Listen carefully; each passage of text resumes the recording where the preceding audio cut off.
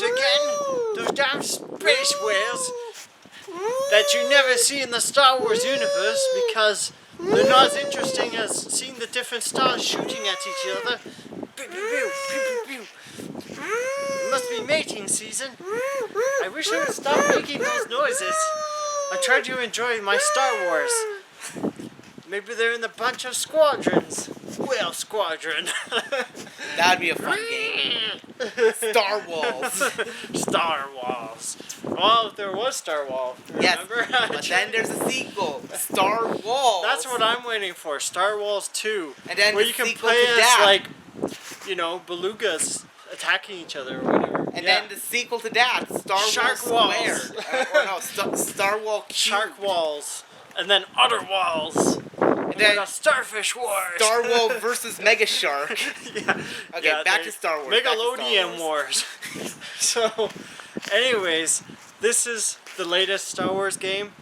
Yeah, it came out in like October and November, but it still is the recent one, and it will be the one that tides us over until the. This is the latest X-wing variant, but it's kind of like Star Trek, where you can put all your power to your acceleration, your shields, or your weapons. Exactly, and it's actually a pretty game.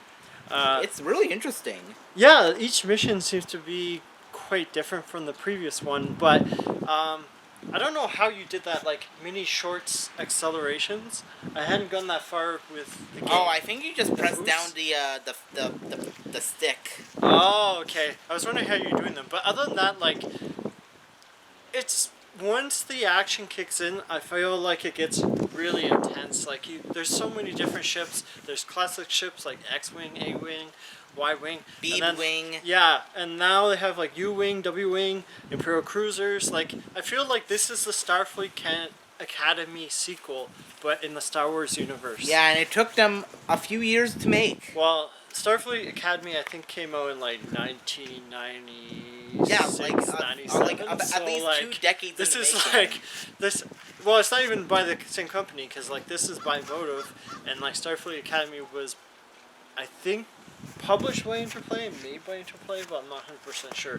So I mean, if you compare the two, it's like lots of basic Star Fox polygon ships versus now we've got like, okay, this is actually can be run like, in 4K. This is the Battlefront we were promised. Yeah, this is the Star Wars front. I think there's, what did we say, 17 missions, and I think that's balanced out with like there's not. Yeah, you could get a good solid 8 hours of this game apparently. And then you go to multiplayer, which we actually got working.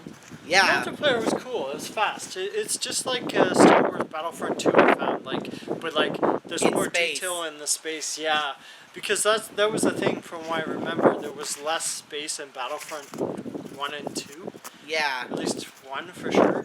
But this is like, they really seem to like listen to the fans. It's like, okay, you guys want a space game, so we'll give you just a space game. But you can't play on the surface like of planets. So I think for the price it's pretty good. I think it's like $30 or $40. I think for sure it's, if you can get it for like $20-$25 full price, it's a little bit pricey for like, you know, once you've beaten the missions. I'm not sure if you'll go back and play them, but I think it's fun. It's gotten a lot better. Like the prologue was kind of slow, but from there it seems to really like pick up. It gets more interesting. And it's got Admiral Akbar. Sorry, spoiler. Yeah. A lot of cameos. It's like, here fans, be happy. Be happy. Yeah. So what would you give it? I like it a lot more than, like, it was getting heavily trashed, and like I have to admit, like, I was like, oh no, another Star Wars game that's getting heavily trashed. By EA. But it's not It's bad. made by EA.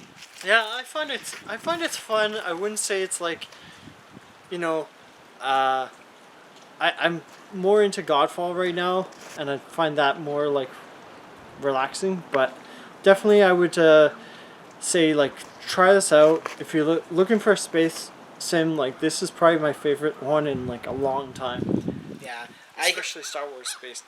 Yeah, I have to say, like, EA has done this good redemption story here where Yeah. You know, it started out like seeing Star Wars as a means to an end, and they're like greedy about it. But then once they realized that they can't be too greedy because they got fucking the European Union pissed off, they were like, hey, you know what? Let's actually give the people what they actually want. Give them a good Star Wars game. Two good Star Wars games. Remember Fallen Order? With stars. Yep. So they're making good. And now we're getting more Star Wars content.